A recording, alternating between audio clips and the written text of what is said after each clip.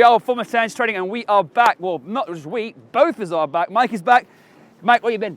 I've been planning a wedding and just making sure we can get people back in the club after COVID. Bloody hell, yeah, that's always tough. Right, coach's woes. So the first thing we're going to do today is going to go over the 4 key things to successfully playing in the bloody wind. Because right now we're in April in Wisconsin and it is, as you can hear, blustery. So we're going to try and give you some key factors of how to play in the wind, and we'll go from there. So the first one is... First key, number 1, figuring out where the wind is blowing from. Are you dealing with the crosswind? Are you dealing with a north-south wind? Is the wind with you? Is the wind against you? Or are you dealing with a tornado wind where it's changing at all times? Every changeover you feel like it's going a little bit different. The key is if you know where you can identify where the wind is coming from, you're going to have a better idea of where to kind of hit into in the court. Okay, perfect. Number 2. Number 2 is footwork. When you're in the wind and playing outdoors, you have to take out about 1.5 times your normal speed of your footwork, because that'll help you, because the ball's moving, an extra 3 or 4 inches either way on different shots. So if you're focusing on your feet, you'll be able to adjust that ball better and quicker, and thus make you a better tennis player whilst playing in these hard conditions. Number 3 is... placement. So placement is one of the big factors that comes into playing tennis, especially in the wind. The ball's moving a lot. It's moving 3 or 4 inches either way. So you've got to be able to move in smaller steps, 3 or 4 inches either way, to adjust for that ball as late as you can. That's the most important factor. It's so important to move well when you play outdoors, especially in the wind. And number 4, Mike. The idea of changing your game style. If you're a serve and volley, if you're an aggressive baseliner, if you love to kind of hit the corners, hit the angles, hit the lines, it's going to be very hard for you to be successful here. So the idea is you're going to have to play ugly. You might even have to turn into a pusher, a grinder, someone that just gets a bunch of balls back in play. I know it might make you feel ugly and a little bit just, but you're going to have to buck through it. You're going to have to grit your teeth and go through it, because Mother Nature is not going to allow you to play the way that you want. It's going to be an ugly day, and you just got to find a way to bear through it and try to get the W. Okay, so that's our 4 parts. We're going to get into the first one now. We'll see you next part of the video. See ya. You're hitting now. Key number 1, addressing the wind. We're getting a little bit of a crosswind, kind of mixed with a downwind, but it's on an angle kind of.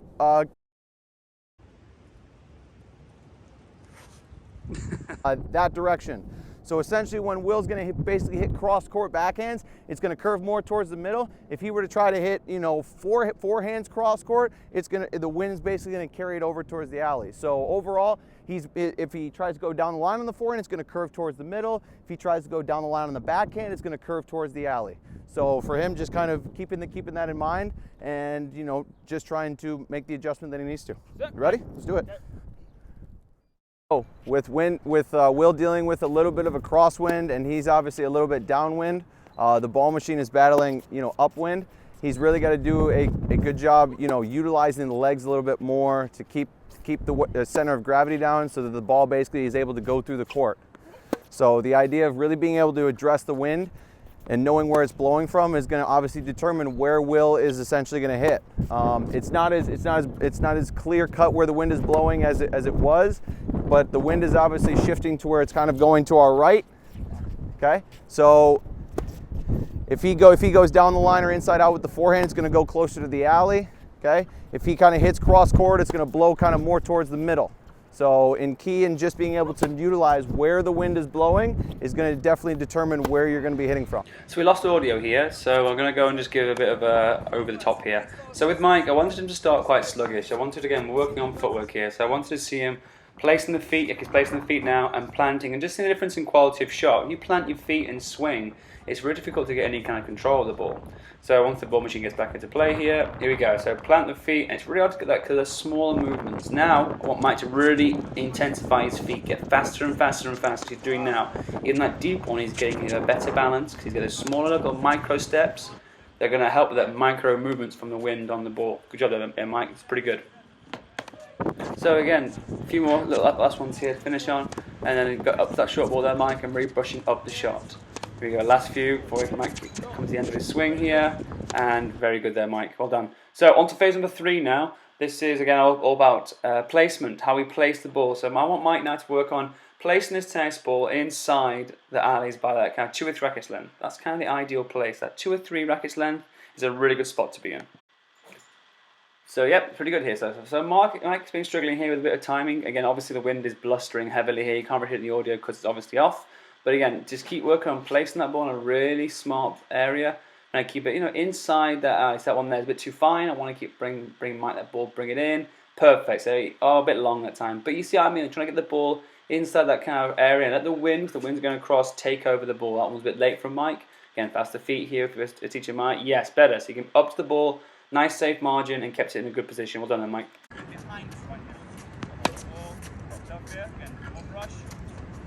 Oh, there you go. Look. Last one is Mike. Brush this ball. Okay, and you. Very good. Okay, here we go.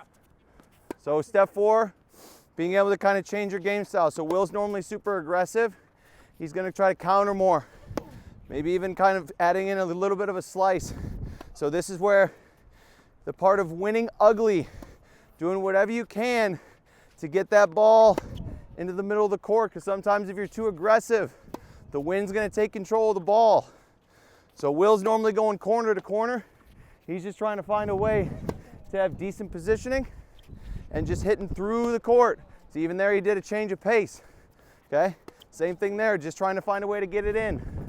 Okay, when you're playing outdoors, you hate sometimes playing against pushers or the junk ballers, but this is their favorite conditions because the wind and the weather will basically provide all the pace.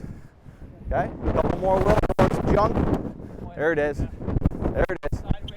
There you go. Yep. You just got to get it in. Just got to get it in. It's gonna get funky. Okay, a little bit more away from the line. That's it. Just throwing in some nice junk balls. Throwing in some nice junk balls. Last one. Because it's the wind behind you, a slice, very effective. It stays low. If you keep it very low, do so, it will go to the corner and stay nice and low. Okay. And time. Alright, so, hello mate, that was the 4 key factors. Successfully playing in the wind. Right, so that was the four key fundamentals of playing in the wind.